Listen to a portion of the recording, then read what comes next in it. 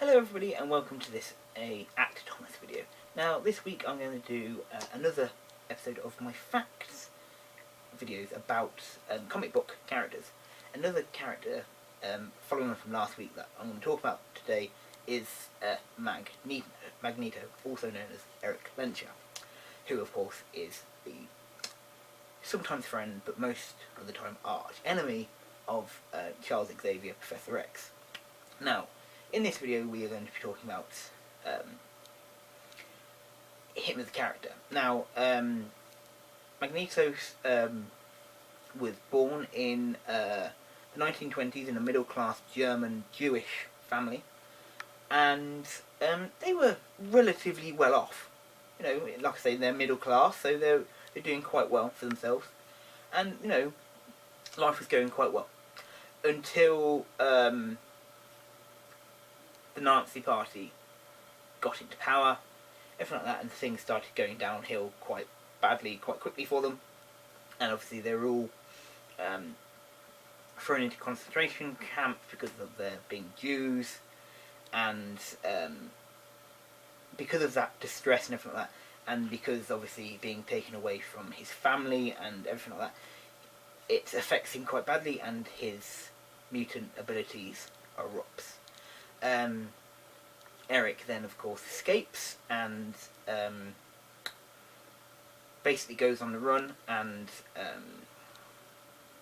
takes on the name of Erik Lehnsherr. Beforehand, I should say, he was called Max, but like I say, Magneto went on the run basically and spent the rest of the war kind of evading capture and everything like that. Magneto then basically, through his survival, became a very angry individual who saw he would never be held hostage and be made a prisoner ever again. And when he got control of his powers, he really started to use them. And over the years, of course, he meets a number of other mutants and a number of other superheroes throughout his life. But the one person that he truly meets, that he believes he can have some kind of agreement with, is Charles Xavier. And unfortunately, it becomes quite clear quite quickly for the two men anyway, that their two ideologies are very vastly different from one another, and they are unable to really work together, which is of course a bit of a shame. As Xavier is away making and creating his X-Men team, Magneto is off creating his own team, the Brotherhood of Evil Mutants, as they were called. And he of course leads that group, and he uses that as some kind of as a calling unit, basically, to try and bring like-minded mutants together to form enough of a community to be taken notice of.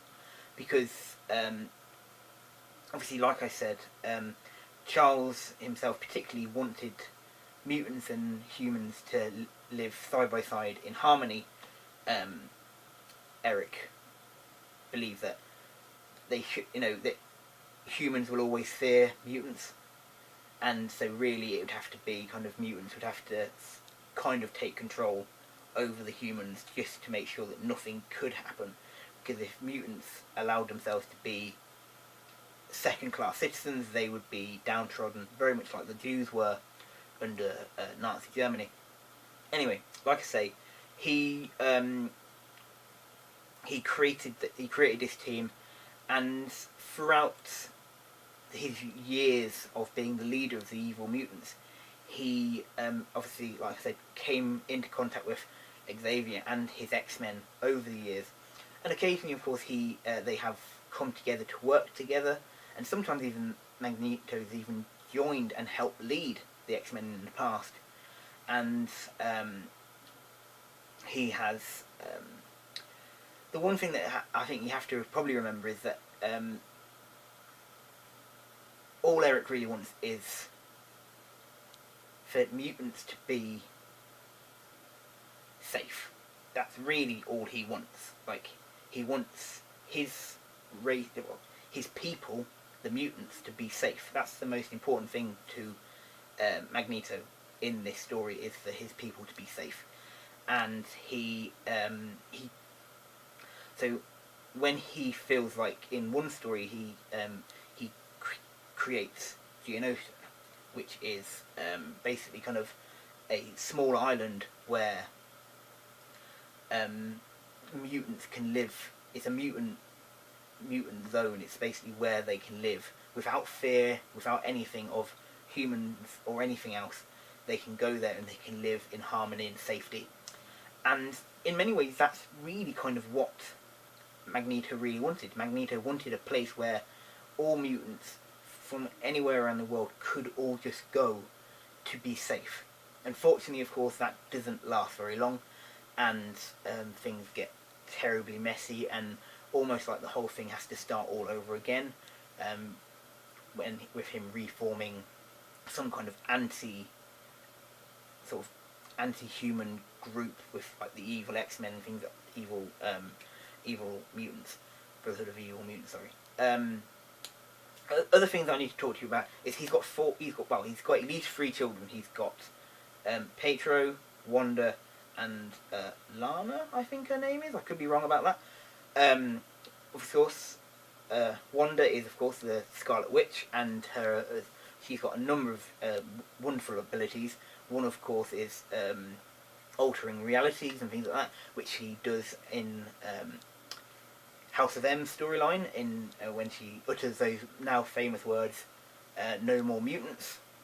His son, and Wanda's twin brother, Pietro, who of course is Quicksilver, who has obviously the ability of speed, which is quite cool. And then his other daughter, who I can't actually remember what her powers are, but she is very much ashamed of her father's actions as this mutant protester who wants to make sure that mutants are always safe and everything like that. And she very much joins and agrees wholeheartedly with a lot more of the X-Men's opinions and beliefs than her father's. So it's a very interesting sort of in the kind of like family dynamics there. It's very interesting. Like I said, over the years, actually, it's quite strange to think that, because obviously originally, Magneto's twin children, Wanda and Pietro, didn't know that they were his, and what did happen was that over the years, when they discovered it, it was a bit of a shock for them. But also, they were a part of his original evil Brotherhood of Mutants, but over the years, obviously, they've become a little bit more distant from their father, and of course, the two of them joined the Avengers as well. And when they've been part of the Avengers, they've had to fight their father. And like I say, over the years, really, there isn't actually that many other members of the Marvel universe that Magneto actually hasn't had some kind of, if not a actual fight, then a disagreement with. I believe he's it's one of those characters that's actually kind of at least had some kind of connection with nearly all other Earth-based characters, which is in many ways superb. One other thing that you probably want to know about that's quite interesting is that Magneto actually has a clone called Joseph, I want to say, and he is basically he's cloned by Magneto. Well, no, he was cloned of Magneto. I don't know who cloned him, but he was cloned, and Joseph joined the X-Men because he saw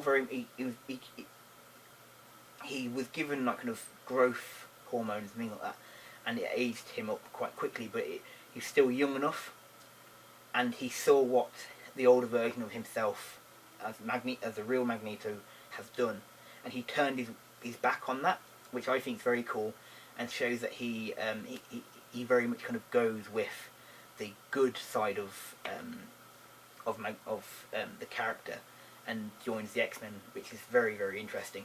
Anyway, I hope this has been some facts about Magneto.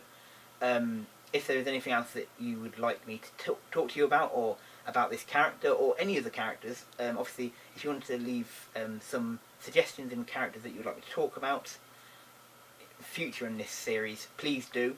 Like I say, if you'd like to leave a comment, a subscribe, or even any kind of message, please do. The comments are down below. Like I say, if you can become one of my subscribers, you can even become one of my patrons. The link is also down below.